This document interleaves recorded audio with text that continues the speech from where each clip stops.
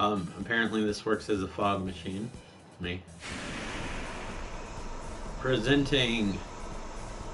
This looks like I'm spraying after I took a giant shit. Presenting Mikey's Video Game Madness.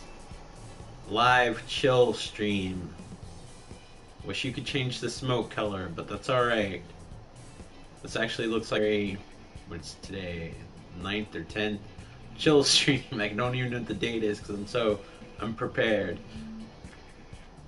Alright, let me cut that out. I think it's virtual smoke, so it moves.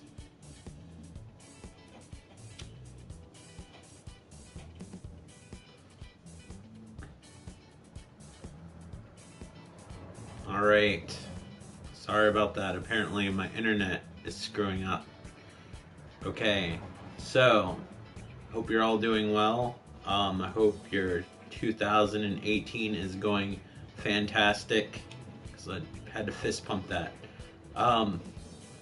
These live streams are kind of fun, despite some of the trolls that come on here. They were kind of amusing themselves. I'm not gonna lie to you. I kind of froze up last time because I wasn't used to dealing with it. You'll see me do this a lot. I find out that I'm getting uncomfortable, like I'll keep on doing this. But anyway, today I wanted to share with you my physical PlayStation 4 collection and kind of briefly go over it.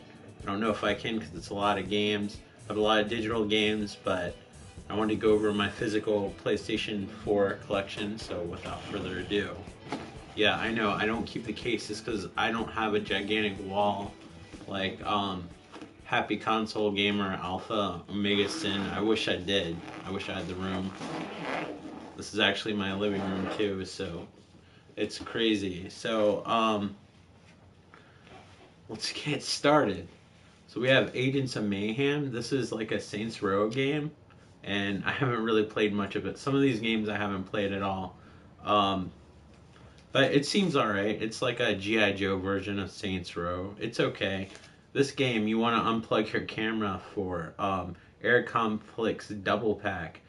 And the reason why I say you want to unplug your camera is because it uses head tracking, and you can't turn it off, at least with the Vietnam game one. But it's fairly fun. I would definitely recommend it if you're on a budget and just want a flying game. Apparently this Ace Combat game is supposed to come out at some point. I have no idea when, but it would be nice. Akiba Stripped, Undead, and Undressed. It's like a RPG with vampires that you actually have to take off their clothes. I'm not actually reviewing these games, am I? I'm just giving you a synopsis. But it's kind of funny because they disappear when the sunlight hits them. And then there's Akiba's Beat, which is here, which I haven't even played yet. So it looks like a decent RPG. Sometimes I get these games just because I like the artwork. I'm not going to pull out every game because that's just going to take up too much time. Alien Isolation, that's awesome if you haven't played it and you like survival horror games. I would definitely recommend trying that out. Amazing Spider-Man 2, that gets a lot of flack. I think licensed games should be fun, whether you like the license or not. It should just be a good game on its own. And I actually like it. Like, I like the free roam and swinging, but obviously it's not the best. I can't wait till Insomniac's Spider-Man comes out. I bet that's going to be amazing because I can't think of one game that Insomniac has come out with that's been terrible. Even that game, I think it was called Fuse, that came out was pretty fun, although average. I really wish they'd continue the Resistance Fall of Man games, but I doubt they will. Assassin's Creed Chronicles, those are like 2D Prince of Persia-like games. I haven't played it. Assassin's Creed, the Ezio collection. I did play Assassin's Creed Revelations. This contains Assassin's Creed 2, Assassin's Creed Revelations, and Assassin's Creed Brotherhood, because it's part of Ezio's storyline. I actually never liked the first Assassin's Creed, but I liked Assassin's Creed Revelations, what got me back into the games. Revelations is good. I can't really tell you if 2 or Brotherhood's good, but I'm sure they're pretty good because that seems to be most people's favorite. And then Black Flag, that's another people's favorite with the pirates. That one's great. Assassin's Creed Unity, that game gets a lot of flack, but I liked it, and I like the more technical fighting style. Assassin's Creed Syndicate, you can't go wrong. If this was a little bit clearer in the back, you could see I had the two Funko Pops of Evie and Jacob Fry, but that's where you can switch between two characters. Assassin's Creed Origins, the Egypt one, I haven't played much of it. It seems pretty good. A little bit more technical. I don't know how I feel about the fighting system yet. It almost reminds me a little bit of Dark Souls, but I don't know. I haven't played much of it. I would like to. And then I have the Atelier series, like the last two games that came out. I just like the art style because they're watercolor based. I don't know how well you could see them. It looks like a little girl's game, but they're actually fun RPGs that have like alchemy and stuff like that in them. Of course, when I start doing this, my throat isn't clear, but yeah, I have the last two. Apparently, the third in the trilogy is coming out this month. Attack on Titan. That seems like a pretty fun game. I actually have the first season. I'm waiting for the second season to come out on Blu-ray, but I have the first season on Blu-ray and I haven't even watched it, and I'm waiting for the second season to come out. But it seems pretty faithful to the show. Um, Axiom Verge, I said I wouldn't pull the disc out, and I'm doing it like without even thinking about it. This is like Metroid. It's really fun. It plays exactly like Metroid, and if you buy the physical version, it actually goes to help out the developer's kid who's I think he's like mentally handicapped. He's handicapped in some way, and actually goes to help like I think 75%. I can't remember what the box said, but a good chunk of the money that you pay for actually goes to help the developer's kid. Only one person made that game, which is really impressive. Telltale's Back to the Future. It's really cool to go back and play a Back to the Future game that's actually fairly decent. Um, and the guy that plays Marty McFly actually does a really good job. And this is the anniversary edition, so Tom Wilson, I think is his name, the guy who played Biff in Back to the Future. He actually lends his voice in the anniversary edition. The original one on PlayStation 3 and PC actually had somebody just sound like them. Battlefield Hardline. I don't like that Battlefield game that much as far as the multiplayer. I think it has a decent campaign, but it's over way too quickly and it leaves off on a cliffhanger. I guess they thought that they were going to have a sequel. I did like the gameplay of the campaign, but I don't like the fast-paced nature of the multiplayer. It feels more like Call of Duty than Battlefield, and I don't like how you have to use money and stuff like that. I kind of like the leveling up and upgrading system of the original Battlefield games. And it looks like my friend put that in the wrong place, by the way. Looks like this is kind of out of order, but that's alright. And that was LA Noir installing the update, which is, I'll get to that. So we have the Return to Arkham games. Batman, Return to Arkham, Arkham Asylum, and Return to Arkham, Arkham City. And I think that they're both fantastic games, even though a lot of people complain, but I think it looks more neon or whatever, and the textures sometimes are a little bit different. It runs on Unreal Engine 4, and they redid the graphics, but I did finish Arkham Asylum, the remastered version, but I have not played all the way of Arkham City, and I thought Arkham Asylum ran great and looks great, and I think they're fantastic if you're new to the series. Batman Arkham Knight is also fantastic, especially if you like the other games. It's more open world. You have the Batmobile. I would definitely recommend downloading the expansion pack. So there's just so much in the game. Unless you're a completionist though, I wouldn't even attempt to get the Riddler trophies. Just look at the ending online because it's ridiculous what you have to go through. I have the season pass disc of Batman the Telltale game, and that's an awesome game. And it was on my 2017 list. I hope you guys are having a happy 2018 and not 17 by accident earlier. Battlefield 4, absolutely love it. My favorite one still so far is Battlefield 3. Battlefield 1, I need to play that more.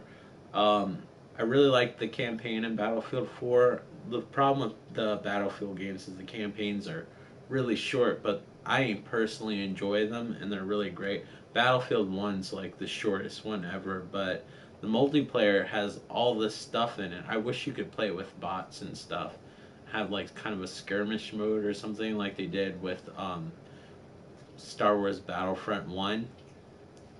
But I don't know. It still seems pretty cool, and I like the mechanical weapons, and I actually need to try to play it. But I bought the season pass, but I haven't gotten to it. They're really taking a long time to release the expansion passes for it. I wonder if they'll actually finish it. But they had a sale no Christmas time where it was super cheap.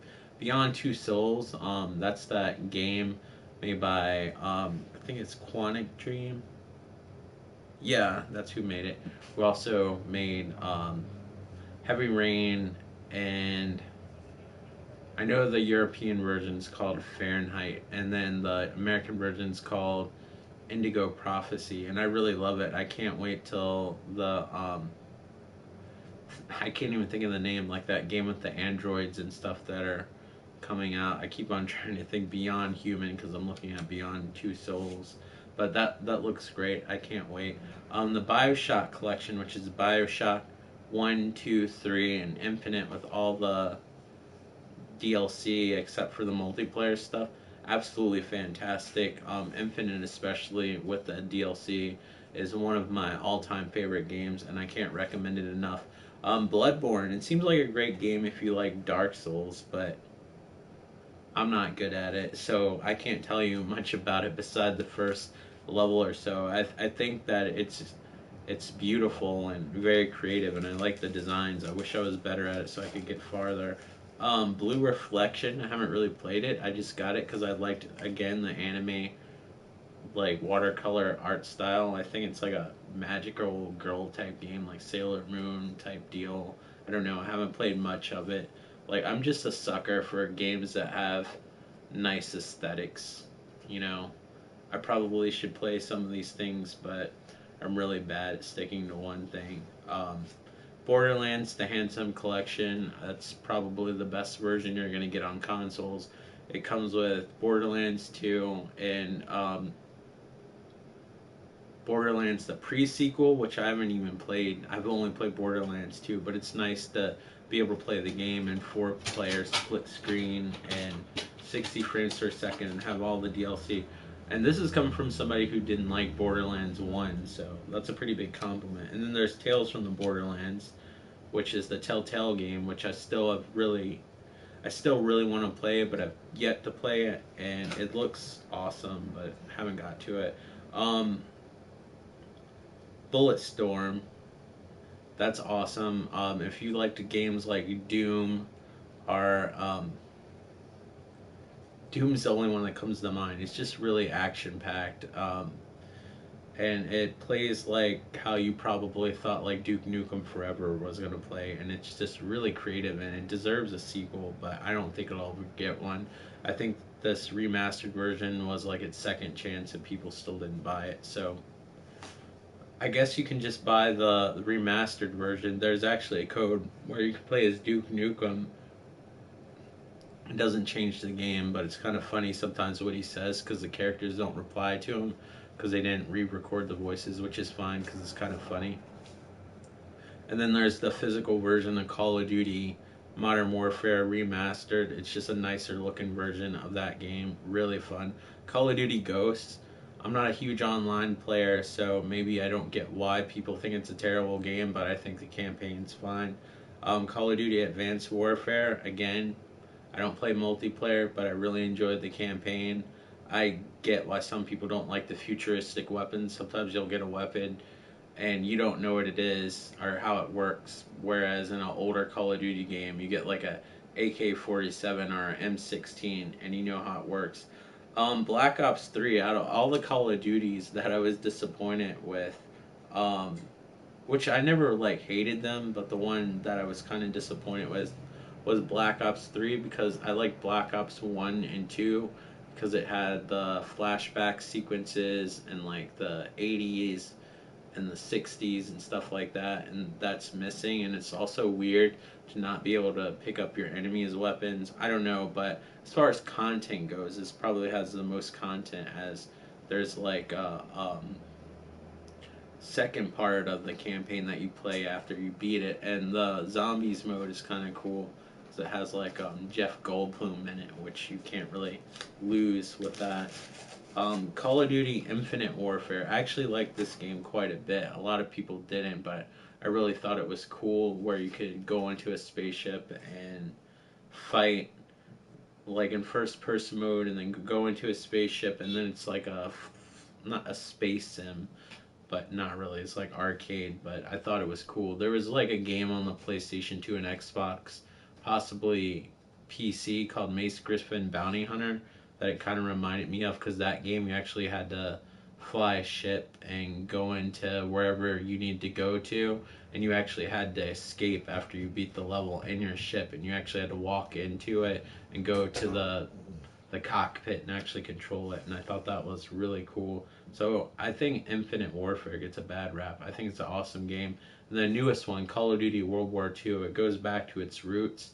It's kind of weird not to have the crosshair like in the campaign. You have it in multiplayer, but again, I don't really play the multiplayer in Call of Duty much, but I really do like the campaign. I have City Skylines. It's like Sim City.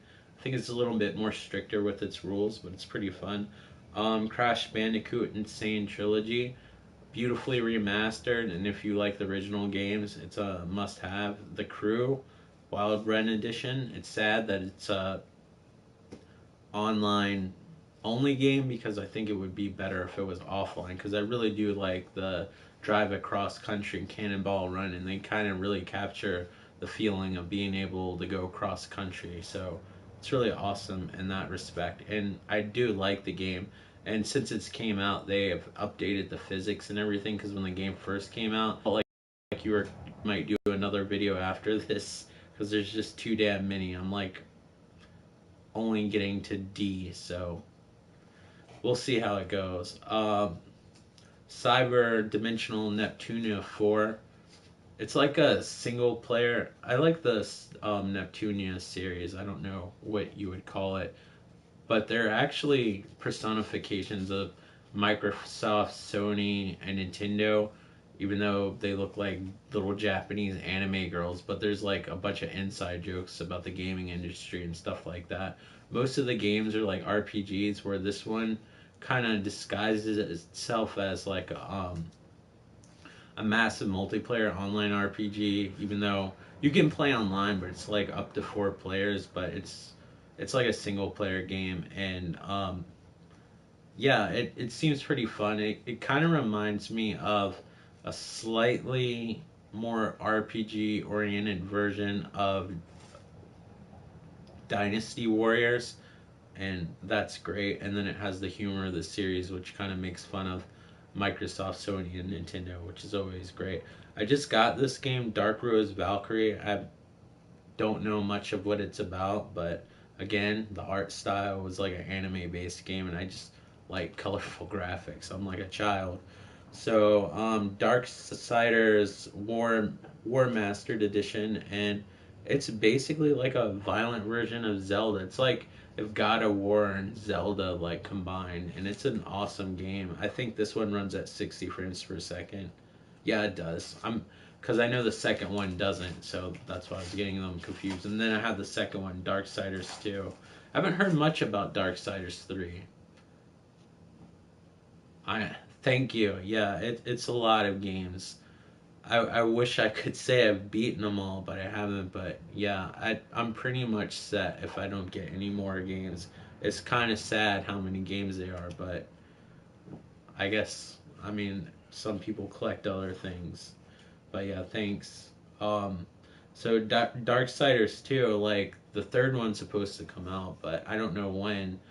Um, but it looks awesome. Dark Souls 2. I haven't even, I mean, actually, Dark Souls 3. I have Dark Souls 2 on the PlayStation 3, and that's why I was thinking of Dark Souls 2. The reason why I got it confused is because I haven't played it. I got this out of a red box. It was like cheap. I don't know if any of you have red boxes around you, but a lot of times they liquidate the games so they can put new games in, and you can get them super cheap. Um, Dead or Alive 5 last round. It doesn't have the billions of costumes that you can buy like on the PlayStation Store, but it's actually one of my favorite fighting games. And it looks kind of dated because it's basically a higher resolution of the PlayStation 3 and Xbox 360 version, although I still think it's a good game. And it has a lot of the DLC content still, and I just think it's fun and it's super simple. It's like easy to pick up, hard to master. Like if somebody really knows how to play the game, they probably could destroy you. Dead Island Definitive Edition. This actually runs on the Dying Light engine, which is actually it gives it a different look, but it runs fairly decent. I haven't played it recently, but I remember when I first played it, like the blood had this weird metallic look. So hopefully they fix that. The one thing that sucks about the PlayStation 4 version is that you actually have to download Riptide for some reason. On the Xbox One version, you don't have to download Riptide. And that brings me to Deadpool. That game is also like just a higher resolution version of the PlayStation 3 and Xbox 360 game. And it's really weird. You actually have to turn your internet off for it to work. They never patched it. I guess this was a quick cash grab. Dead Rising 4, Frank's Big Package. Could you imagine going into Best Buy and asking, do you guys have Dead Rising 4, Frank's Big Package, and try to keep a straight face? I don't really like the Dead Rising games, but Dead Rising 4 looked a lot different and it didn't have the time limit, so I figured I'd give it a chance. And I really like it so far. Destiny, I'm sure most of you have played Destiny. It's really fun if you like Halo. It's a shame that you can't play it offline, but that's just the way it goes. And then I have Destiny 2, which is more of the same, except better. There's not much I can say about it. It's Destiny. It's like Halo, except online. I wish you could fly those spaceships that they have in the beginning of the game. Deus Ex Mankind Divided. I think this month, right now, this is actually free on PlayStation Plus. Um, Great game so far. A lot of people complain that you can't play it as an action game, and I think part of their problem is they didn't level up their character to play as an action game where like you want to be able to hold ammunition and be able to get hit a few times. I think a lot of the times they just didn't level up their character right, and they're probably more suited for stealth, but they didn't pay attention. I leveled up my character to play as an action character, so I don't have any problems. Maybe I didn't get as far as they did in the game. I don't know. Dishonored Definitive Edition. I've yet to play it, but I did beat the original, and it's a great game. Dishonored 2, that was actually on my list of the top games that I had the most fun with in 2017. Great game. You can pick Corvo or Emily, and they both have different powers, and it's a beautiful game, and it's awesome. And then I have the third game, which is Dishonored Death of the Outsider, which seems like it's pretty cool. I haven't played it yet because I haven't fully finished Dishonored 2, but I'm sure since it's more of the same, it's awesome. Diablo 3, it kind of plays like Gauntlet basically, even though the PC version you kind of point and click on different things. Console version plays like Gauntlet, like a lot. Like that's the only game I can compare it to, and it looks really nice on the PlayStation 4, especially on the PlayStation 4 Pro, and I think the Xbox One runs fully native 4K, where the Pro version kind of scales back and forth. Doom, the 2016 version, awesome. One of the few action-packed first-person shooters that you're going to be able to play. Devil May Cry Definitive Edition. It's just like a 60 frame per second like version of the one on the 360 and PlayStation 3. I personally liked it, but a lot of people didn't. They want Dante with the white hair or whatever, but Ninja Theory actually made it, who made the awesome Hellblade. If you haven't checked that out, that also made my list of some of my favorite games that came out. But it's a really nice game, super polished and really fun. I actually like it better than the older Devil May Cry games personally, but that's just me. I always thought I heard at least the first three they're re-releasing them. I'm sure it'll be like $20 or something, maybe 30. They're releasing like a 1080p version like Capcom did with their other Resident Evil games that were sold like $20 a piece. So they're re-releasing those. They're not doing anything to enhance them, but there you go. At least you'll be able to play them on the Xbox One and PlayStation 4. Dragon Ball Xenoverse.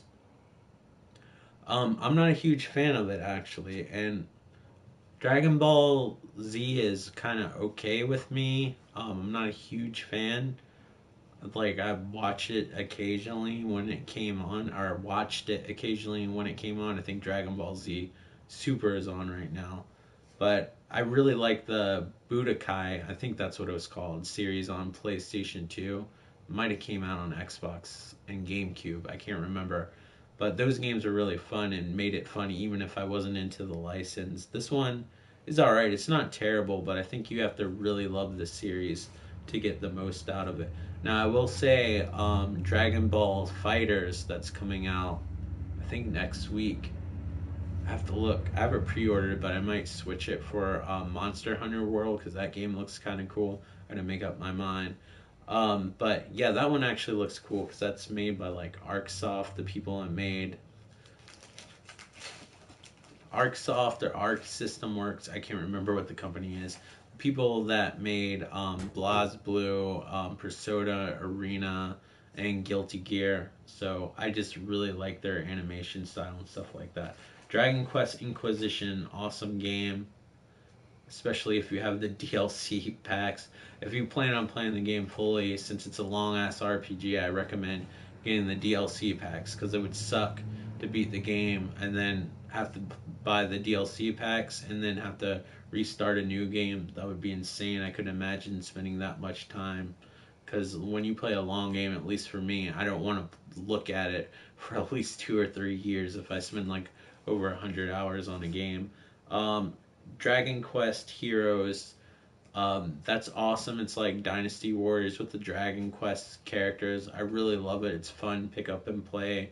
Not terribly deep, but I love the character designs. And then I have the sequel, Dragon Quest Heroes 2. I can't wait till Dragon Quest 11 comes out. It looks really nice.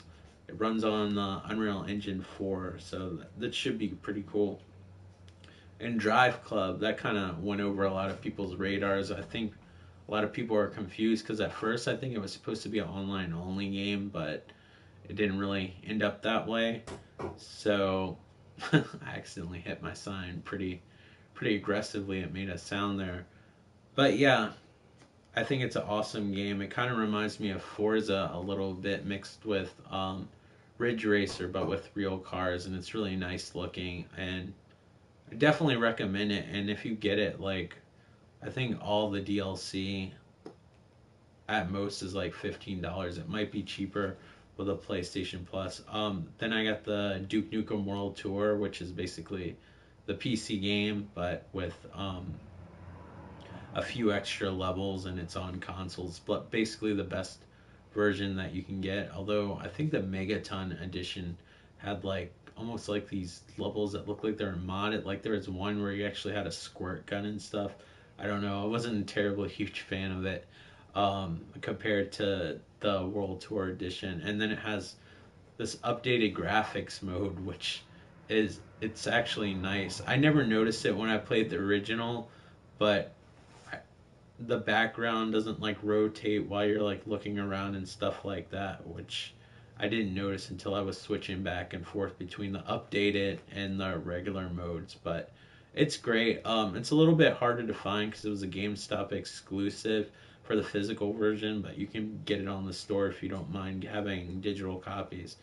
Dying Light, the following, this has the expansion pack on it. I used to have Dying Light, but I'm a stickler for having physical versions. Um, it's a fun game. I personally like the Dead Island games more. There's a lot.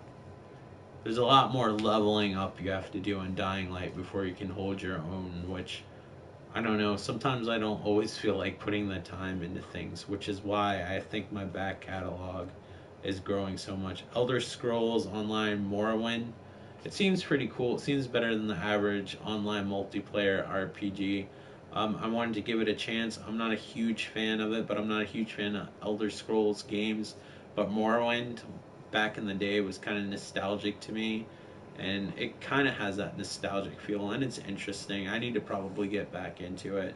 And then I had the remastered version of Skyrim. It was super cheap, and it came out around the same time that the PlayStation 4 Pro did, and I wanted a native 4K game, and that ran at native 4K. So even though I'm not a huge fan of the Elder Scroll games, especially Skyrim, because it's everything's mostly like frozen and barren and snow covered. I kind of got in Oblivion a little bit because I don't know, I just liked the difference of like every little area. And then the Shivering Isles came out, and that was kind of a cool expansion. But I probably should play Skyrim more. When I see people have like little screenshots of them further in the game, it looks like the game gets a little bit more diverse. But I don't know. I'd have to play it to find out. Valkyrie, that was originally a PlayStation VR game, and recently they actually made it so you can play it without a VR headset. And I have to say, for a fun little arcade space shooter, it's actually quite fun, and the controls without the VR translate quite well. And this was one of the games that had a VR that was VR exclusive that I actually wanted to play, and it's actually quite fun from what I played. I didn't beat it yet. The Evil Within, I did finish that. The game is difficult. Don't be ashamed to play it on easy because the game has like an identity crisis. It doesn't know whether it wants to be a survival horror game or an action game. So like if you play it on normal or any of the harder difficulties, you barely get any ammo, and sometimes I feel like there's random spawning and it's not as well thought out. So you'll be in a situation where you don't have any ammo, but it expects you to like kill a boss or kill all these enemies, and it's kind of frustrating. Whereas easy mode at least gives you enough ammo. What's funny is the Evil Within 2, even though it throws more at you, like its default mode is more like the easy mode in Evil Within. So I think they were aware of what they were doing and they tried to fix it. Then I have Evolve, which is kind of like the heck is the game Left 4 Dead. There we go. Sorry, I'm getting older and my brain cells are slowly dying with that. Um, Evolved is like Left 4 Dead with monsters and hunters, basically. It was pretty fun. I don't even know if it still works anymore. I know the company went over, and then the PC version I think was going to be free to play. I don't know what's going on, so I can't really even tell you if it's worth buying, if it even works. Fallout 4, awesome game. Unfortunately, the Game of the Year edition, even though it comes with the expansion patches, they're not on disc. You have to download vouchers, which is kind of lame. I almost bought like the Game of the Year edition, so I had a physical version of all the DLC, but luckily I asked the person if it came with vouchers, and it did, and it's that kind of sucks, but the DLC is actually fairly decent and it's worth trying out. But I don't know which one's cheaper right now, whether to buy the DLC off of the PlayStation Store or getting the Game of the Year edition. So, I mean, I guess you got to shop for that. Exist Archive. I have not played it. Again, I like the art style. Far Cry 4, awesome, but it feels a lot like Far Cry 3.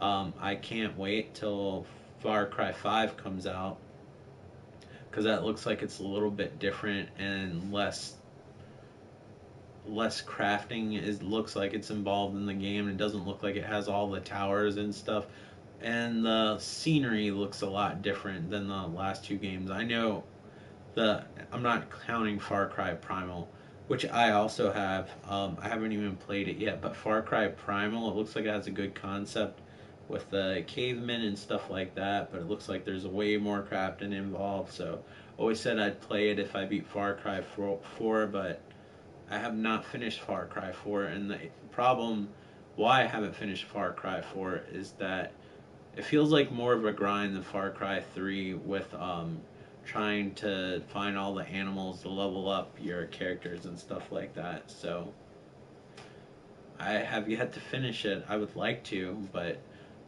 also I the verticality of it, like a lot of times every time you want to go somewhere you have to use a grappling hook, or you got to find like one of those gyrocopters, which are awesome to fly. I actually love the addition of the gyrocopters, but there's so few of them, so you have to go quite a ways to actually find one to be able to use it, and you'll see it, and you have to travel like a crazy distance, and or there'll be a giant mountain in your way or something like that. So it's a lot more of a grind than I guess the flatter version of Far Cry 3, which I really enjoyed. I played the shit out of that on the PlayStation 3, and then Far Cry Primal, I haven't even tried. Like I was already kind of turned off. It was like super cheap when I got it.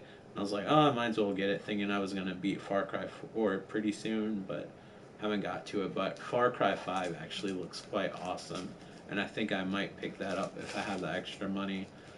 Um, I can't even see what it says because the font's kind of decent. There's a special edition of this that actually costs the same amount as the regular edition, which is really weird. But Fate Extelia,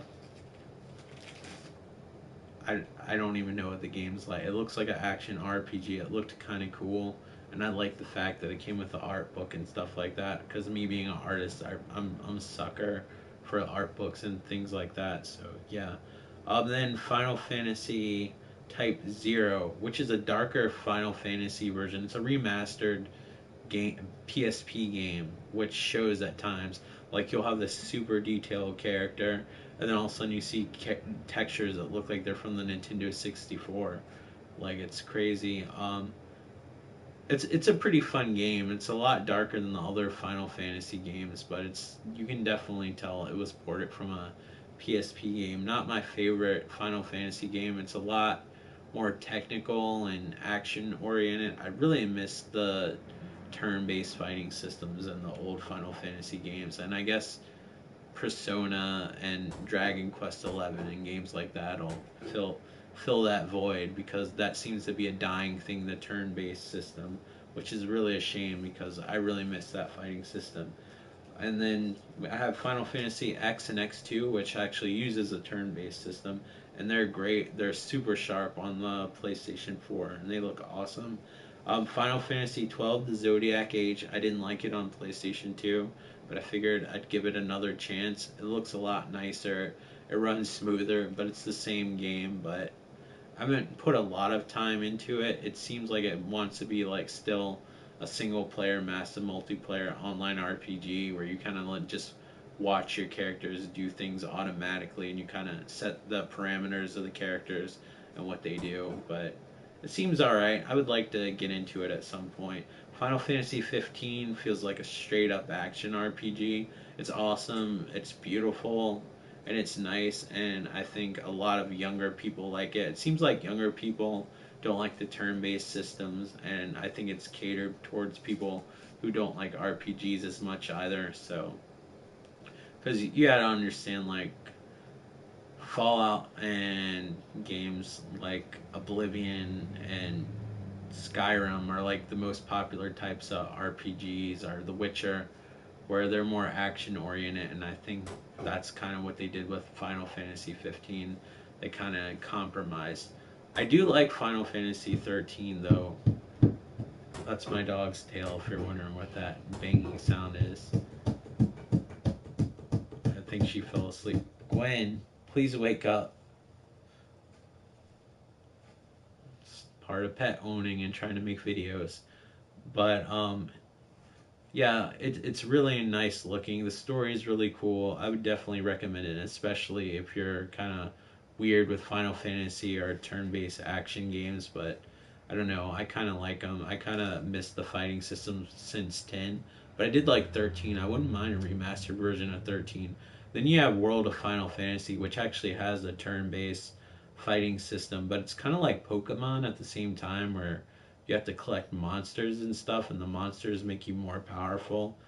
And then we have Friday the 13th, the game, which I barely played because it's kind of broken. Of course, I kind of enjoy like horror movies, and I have all the Friday the 13th films, and enjoy them quite a bit. At least the kills. Sometimes I think the pacing's kind of slow, but sometimes it would take a half an hour to start a match. But what's really awesome is in the last month or so, they released a single player mode where you actually could play as Jason Voorhees, which is awesome, and it actually levels you up so you actually can unlock the other versions of Jason, because every level that you unlock, you can get a different Jason from a different film.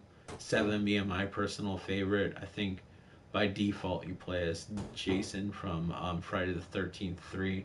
You can even switch it to the weird purple NES color, and the game, some music goes 8-bit.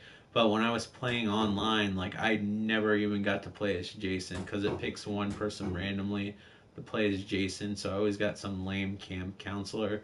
So it's actually really fun to play on single player. But this is one of those games where I feel like you have to be a fan of the actual Friday the 13th movies. Ghostbusters, the game. This is based on the 2016 version of Ghostbusters, which I'm a huge Ghostbuster fan, but and I tried to give the movie a chance, but it did not feel anything like Ghostbusters. I wouldn't have cared if I don't care that it was all women. It was just the fact that it felt like the people who wrote the movie never saw the original movies. Like the lingo, the sound effects, everything's like different. The plot of the movie doesn't even really, it's not even coherent. It's like all over the place. But the game was $5, and I'm OCD with Ghostbuster merchandise, so I picked it up. But it's not a very good game, and I'm usually pretty positive about games, but it's not real. It's not a good game. It's like a slow-paced version of Smash TV or a overhead shooter. Robotron 2084, I think that's the name of it. Sorry for fucking it up. Our Total Carnage. But it's really slow. So think about that if the enemies came really slow. So it's it's an action oriented game that's slow. It just feels like a drag, and it's super short. And that game was like $60 for so long, and even when it was discounted, I think it was like $30 or $40. But Redbox was trying to get rid of it, so they sold it for like $5. So yeah, Grand Theft Auto 5. I'm sure all of you guys know about Grand Theft Auto 5. Gravity Rush 1 and 2, awesome games. They're like platformers where you can control gravity, where you basically can kind of fly by reversing gravity and stuff like that. It's really fun and cool, and especially too since it uses, because Gravity Rush is actually a remastered Vita game, so it doesn't show the power of the PlayStation 4 where Gravity Rush 2 does, and it looks especially nice on the PlayStation 4 Pro with the it has native 4K edges, if that even makes sense, where all the textures and everything I think are like upscaled, but the actual like outline and everything is in 4K. I don't know how the heck they did it, but there's a lot more objects and stuff. So when you reverse gravity, like shit's going all over the place. And it's really fun, and if you like platformers, I would definitely check it out. Not a lot of people talk about it, but I feel like it's a pretty great game. Telltale's Guardians of the Galaxy, even though it's Telltale's version, it feels very much like the movies. Um, it's a Telltale game. They're mostly the same. Homefront Revolution. This game has had so many patches to get better, and it hasn't really improved much. But once you get over the quirks, it is a fun game, but I definitely don't think it's a $60 game. And I personally wouldn't pay that much. I didn't pay that much for it. But I think for $20 or so, especially with all the patches that came out, There's like a really good game under it. I think this is the problem of the game. They the engine doesn't work on, at least on console. I think it probably is pretty sweet on PC with a decent PC, but on console it doesn't work. I kind of wish they stayed with the formula of the first game, which was more like Call of Duty, where it was really linear, where Homefront: The Revolution is like in an open world. Um, Sorry, I hope that's not insulting. I don't speak that. But if you want to type in English, I can reply. But anyway, yeah, Homefront: The Revolution. The graphics engine is just. You are you? Okay. But yeah, like the engine just wasn't suited for consoles, and the controls and the response time and everything, it just feels off. It was hard to like shoot somebody like really fast and like get a decent headshot because it was kind of sluggish. But as they put more patches, the more responsive it's gotten. But I just think that the engine was too powerful. It uses the Crytek engine, but it just doesn't seem to work well on most games I've played that use the Crytek engine on PlayStation 4 seem to be kind of clunky. I don't know why, but at $20, I think it would be a pretty awesome buy. Horizon Zero Dawn, awesome game. They just released a complete edition that has the expansion pack on it. Once that gets cheaper, I'd like to get that because I just really like the game and I would like to have a physical version of the expansion pack, which is called the Frozen Wilds. I couldn't think of it offhand, but yeah, really awesome game. It has crafting in it, but it's not like complex or anything, so it's not overbearing. I will say that you need to level up, and sometimes that takes a while, but overall, it's an awesome game and it's a beautiful game. If you really want a game that shows off your PlayStation 4 Pro and 4K, like with HDR and stuff like that, that's probably the game that you want. Infamous Second Son and Infamous First Light, I really loved those games. Sucker Punch has always made decent games, from the Sly Cooper games to the original Infamous games on the PlayStation 3. They're really fun, they're beautiful, and even though they're open world, like it's not overwhelming where you have 500 things to do on the map. It's pretty straightforward. And I actually like Infamous First Light a little bit better because it's a little bit linear and shorter, and you don't have as many powers. I think that's why the first two games on PlayStation 3 worked so well. It's because you had an electrical power and that was it. And Infamous Second Son, you have like four different powers, but when you go to First Light, you only have one type of power, and it just works better that way. Injustice 2. They're great games. They play exactly like Mortal Kombat, pretty much, except with DC heroes. Some of the more popular ones and some of the less popular ones. Injustice 2 has some of the best facial animation I've ever seen in a game.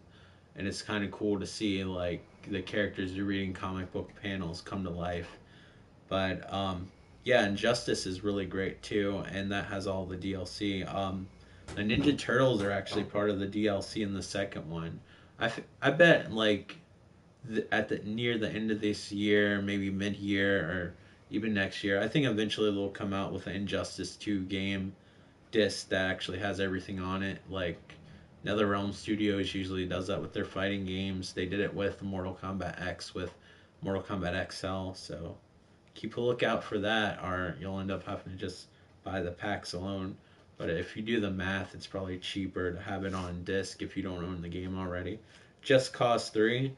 This is another super ambitious game. Um, this is another game where it expects you to do all these missions and stuff like this. Where like you're like, why do I have to finish these missions just to be able to use my gun sights? Like it's ridiculous. Sometimes in order to unlock powers that you should have to begin with, it expects you to do like three different things. But all in all, like if you want a game that you can just pick up and play and blow stuff up, it's really fun. Killzone Shadowfall. This is actually the first PlayStation 4 game that I played. I actually think Killzone 2 and 3 are better games, but I think Killzone Shadowfall is actually a really beautiful, nice looking game. It's made by the same people who made Horizon Zero Dawn, Guerrilla Games, and it's really cool. And it's more like you're like a covert ops kind of guy instead of working with an army, which is weird. You think with the PlayStation 4's power that they would be able to make bigger battles and stuff like that, but instead they went with more detailed environments and guns and stuff like that. I think it's a great game. It gets brutal on the last level, but it's pretty good. This will probably be the last 2 pages I'll cover before I call it a day because I'm definitely about halfway there, and I don't think I can go. I'm almost at an hour. So Kingdom Hearts 1.5 and 2.5, and Kingdom Hearts 2.8, and the prologue, which actually uses the engine that they'll use for Kingdom Hearts 3. Basically, it's every Kingdom Hearts game ever remastered. I mean, the PlayStation 2 remastered versions or whatever. So you're not going to get like the Game Boy versions and stuff like that because there was like a PlayStation 2 version of the Game Boy version that was in 3D.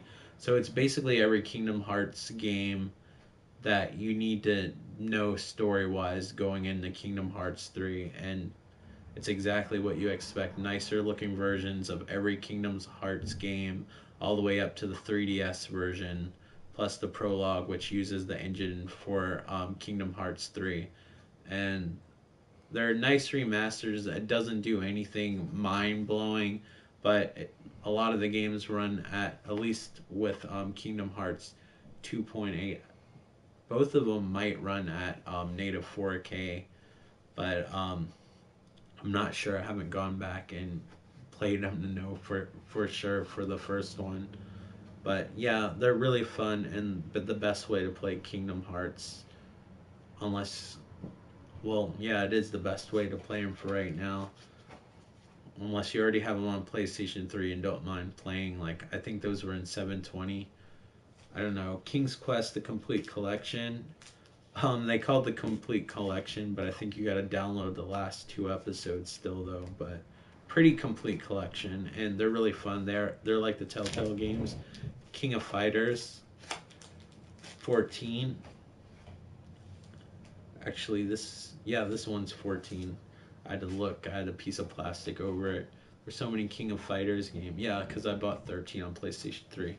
But yeah, it's kind of like Street Fighter, Guilty Gear, or BlazBlue. Really fun game. The graphics aren't mind blowing. They did update the graphics. This is kind of the first one. I think there was one that was in 3D on the PlayStation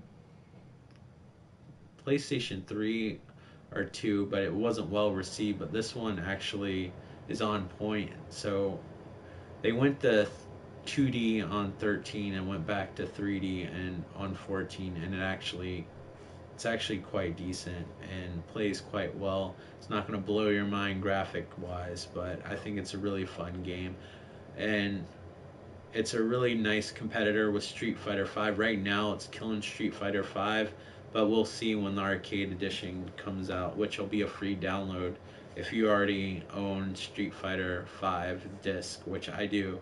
So I can't wait till the download to actually have like a game that feels like the arcade.